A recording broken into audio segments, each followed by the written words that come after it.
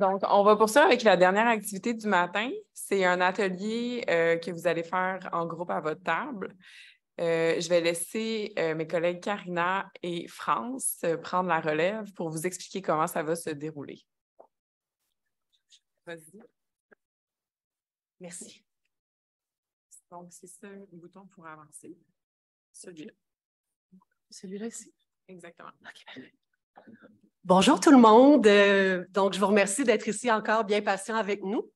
Je me présente, Karina Prévost, je suis patiente partenaire au sein de l'unité depuis plusieurs années. Et je vous demande, à titre de patiente, d'être encore patient et d'être résilient, parce que ça veut dire, en faisant l'atelier, que le lunch arrive bientôt. Je passe la parole à France, qui va vous donner les modalités pour l'atelier qui s'en vient. Merci, Karina. Alors, mon nom est France Lemieux. Moi, je suis conseillère aux opérations à l'unité de soutien. L'atelier va durer 20 minutes. Alors, je vais vous expliquer un petit peu comment ça va se dérouler. Il y a des gens un petit peu partout. Peut-être essayer de construire des tables d'une dizaine de personnes. Ça va être plus enrichissant comme discussion, si vous le voulez bien. Ça va être fait en sous-groupe, que ce soit ici dans la salle, aussi au niveau du Zoom. Ça va être la même chose. Dès le début de l'atelier, on va vous demander de nommer un porte-parole qui va pouvoir apporter les idées discutées lors de l'atelier dans la seconde étape, qui sera la plénière dans 20 minutes.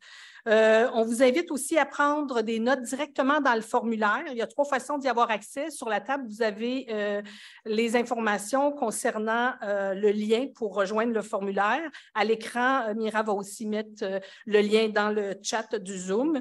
Vous pouvez également utiliser vos cellulaires avec le code QR pour avoir accès au même formulaire.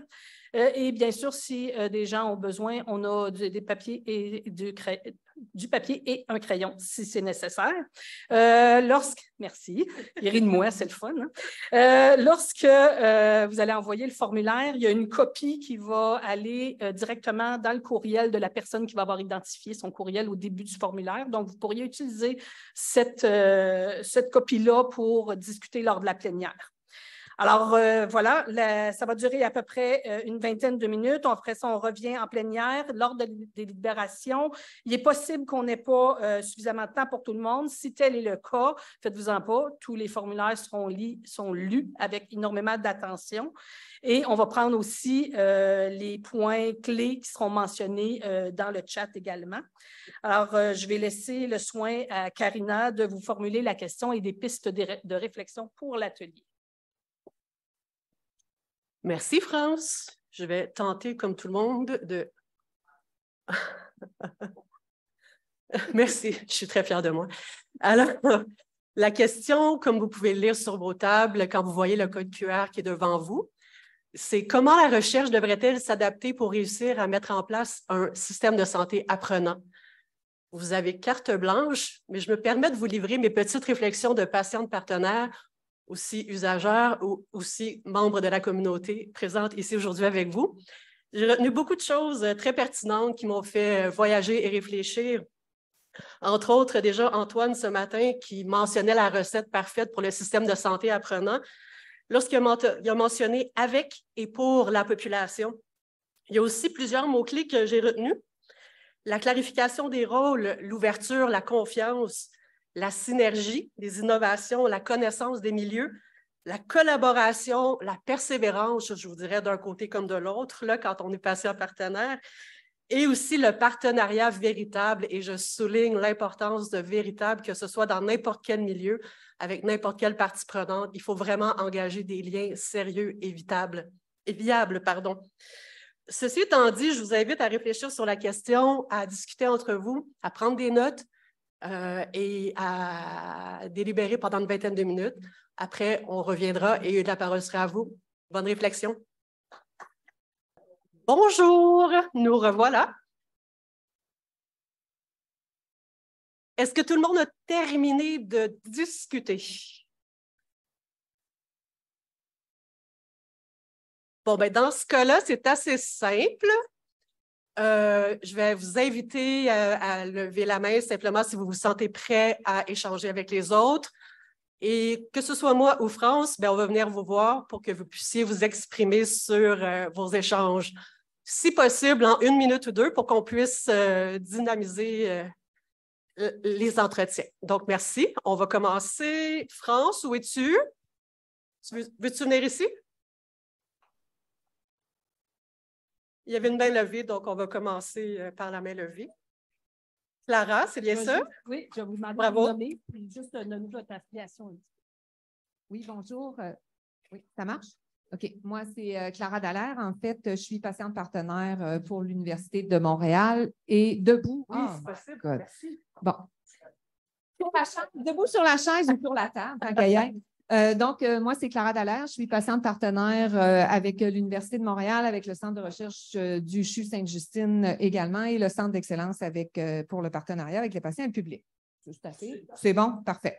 OK. Donc, nous autres, la première chose, en réponse à la question, on s'est dit que ce n'était pas qu'à la recherche de s'adapter.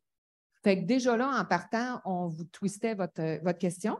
Après ça, on s'est dit en fait que c'est une question aussi de connaissance des groupes qui sont impliqués. On l'a bien vu ce matin avec l'illustration du TGV de gens sur le terrain versus l'autre train.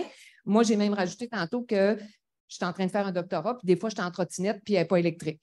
Fait que, il y a comme cette idée-là aussi de comprendre un peu les réalités de chacun, puis je le vois aussi la même affaire dans ma trajectoire de vie avec la maladie. Je comprends ma réalité, mais j'aime bien ça comprendre ce qui se passe sur le terrain, pourquoi on m'a répondu aussi violemment. Donc, il y a toute cette idée-là de compréhension mutuelle. Ensuite de ça, on avait aussi de veiller à promouvoir la mise à l'échelle et les implémentations après l'étape de projet pilote. Parce qu'il y a beaucoup quand même de projets qui vont émerger. Finalement, il n'y aura pas d'implantation, mais c'était des super projets. Il n'y a plus de financement après, etc. On espérait, parce que des fois, on espère et on rêve, se dégager un peu de la réalité politique qui n'ont pas les mêmes agendas face aux projets de recherche. Dans le fond, dans la réalisation aussi, les projets de recherche, on se les dit, hein, ça prend du temps. Puis des fois, à un moment donné, tu te rends compte que dans l'agenda politique, on n'est plus du tout là-dedans. Fait que ton projet, il ne sera pas financé pour l'implémenter. Donc ça, je pense que c'était une problématique aussi.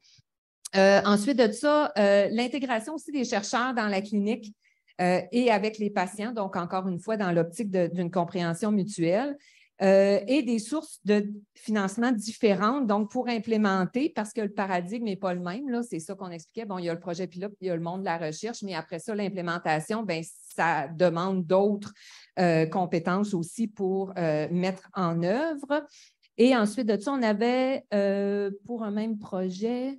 Oui, c'est ça, c'était la même chose. Donc, dans le fond, j'ai juste détaillé un petit peu plus. Parfait, merci. Voilà, c'était ça notre. Merci beaucoup, Clara.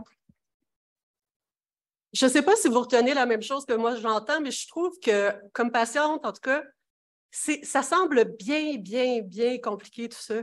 Est-ce que quelqu'un, y a-t-il un groupe qui a des solutions à proposer aussi par rapport à ce que Clara vient d'amener?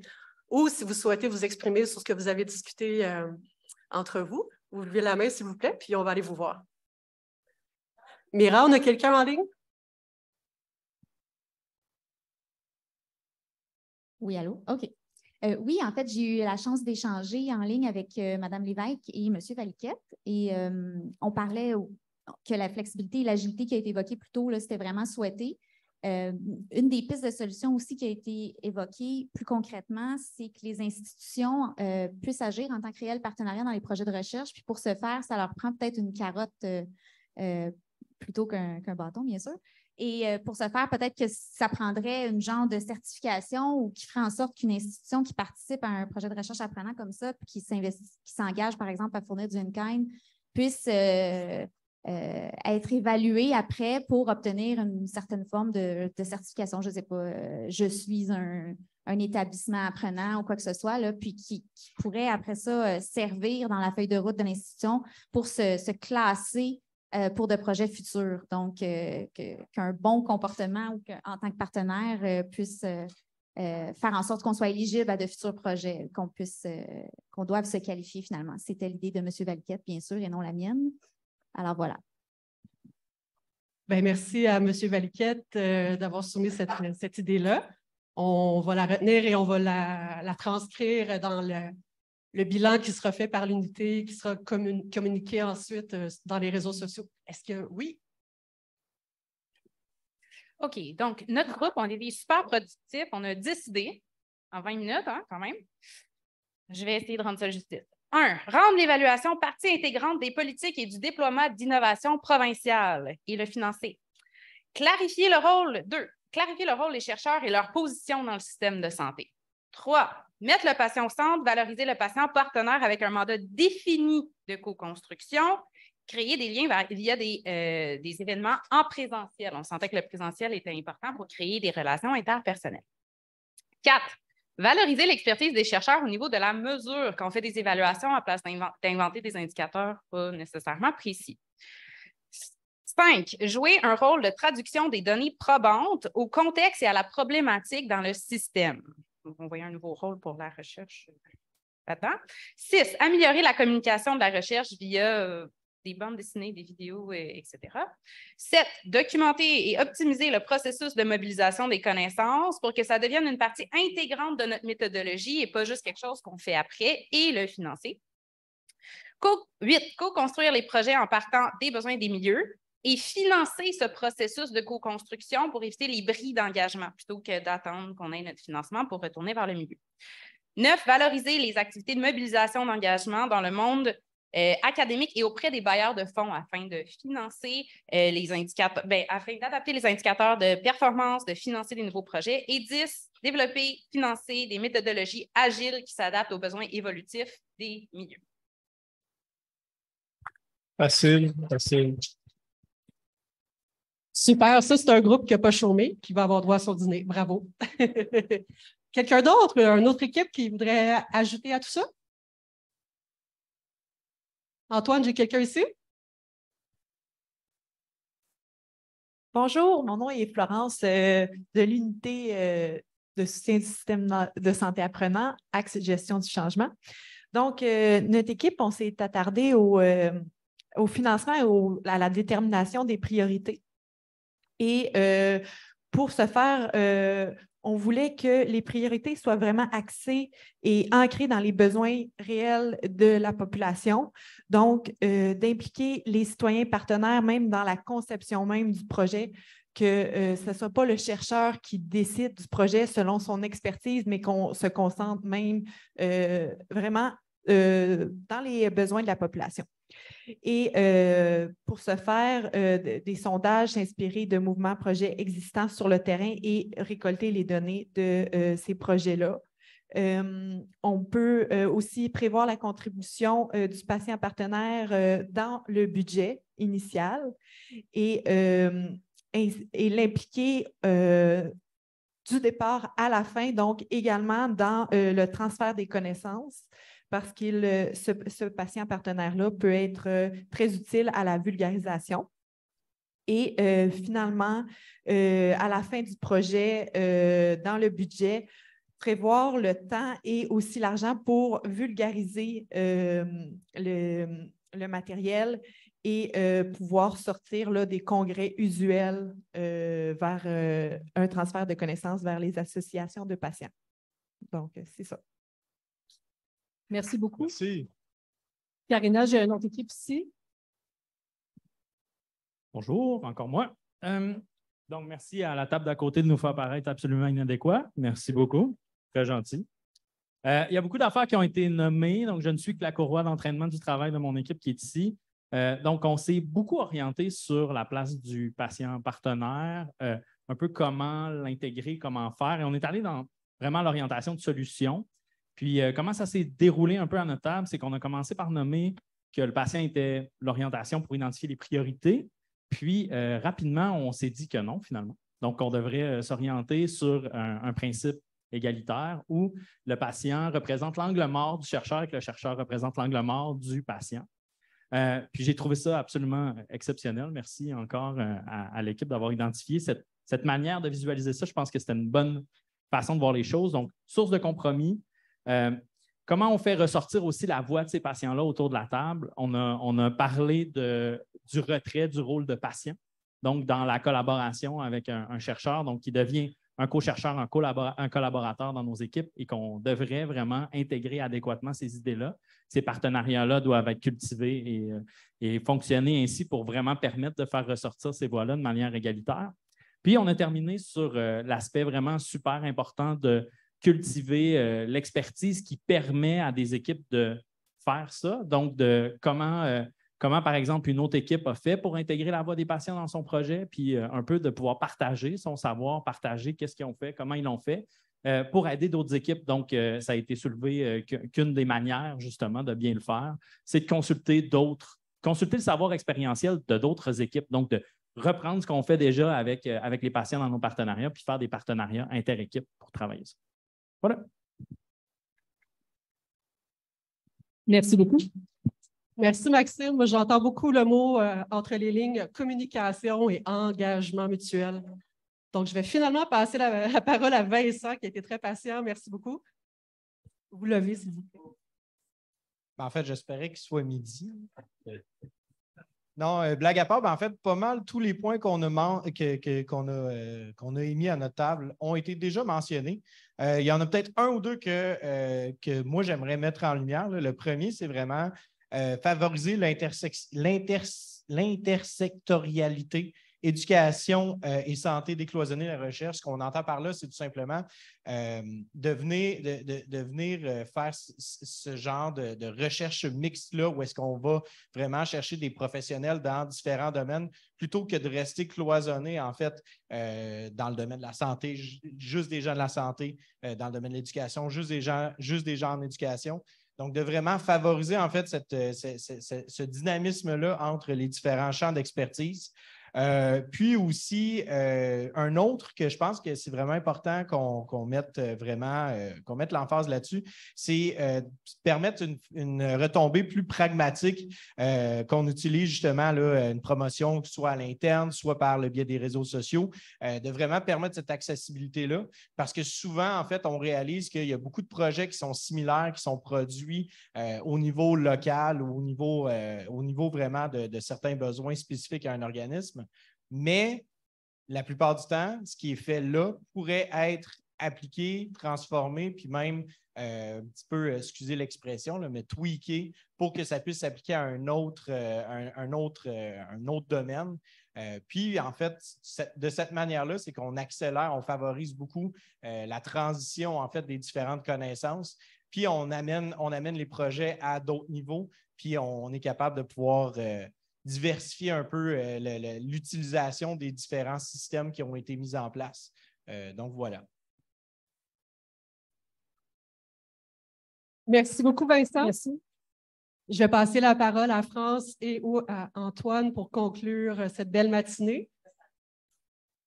OK, alors on a 1 minute pour les désillusionner. Juste ce qui n'a pas été nommé. Moi, j'aurais dit les chialeux, là, mais parce qu'en fait, en réalité, nous, on a beaucoup parlé du problème d'intégration du concept de système de santé apprenant dans les établissements, en commençant par dire que le terme même de système de santé apprenant pouvait, pour des raisons qu'on s'explique mal, là, être vu comme une menace, être mal compris. On identifie très rapidement tout ce qui est structure méthodologique comme étant une forme d'élitisme et qui rend les gestionnaires en particulier, dont moi, moi je ne suis pas comme ça, qui les rend peut-être craintifs par rapport à l'intégration d'un vocabulaire, d'une façon de travailler qui les rejoint pas, quelque chose qu'ils ont de la difficulté à intégrer dans leurs équipes. La conceptualisation de base d'un problème en soi crée une réaction qui est généralement négative. Ça semble trop complexe pour les gens qui sont de terrain. Ils se sentent menacés d'une certaine façon. On a beaucoup parlé là, de ces difficultés-là qu'on a à intégrer. Puis on pense que le changement de culture passe par infecter davantage les différents niveaux de gestion pour qu'ils s'approprient le vocabulaire, la façon de travailler, structurer, pour que ça pénètre davantage dans le système, puis qu'on ait des systèmes apprenants, plusieurs systèmes. J'ai beaucoup aimé l'idée de la reconnaissance d'un système apprenant, là, une organisation apprenante, des unités apprenantes, des groupes apprenants. Je pense qu'il faut y aller au pluriel. Puis, moi, je préférerais ça aux ceintures d'une couleur verte, noire. Merci beaucoup. Alors, on est rendu à midi. Alors, merci beaucoup pour votre générosité dans vos commentaires. Tu veux dire quelque chose? OK. OK, parfait. Fait que on veut vous remercier. Ce que nous allons faire avec tout ça, c'est des recommandations que vous pourrez lire éventuellement sur le site web de l'unité. Je vous invite aussi à nous suivre dans les médias sociaux. On va sûrement utiliser toute la richesse d'informations qui découle de la journée d'aujourd'hui. Alors, merci beaucoup, puis bon appétit.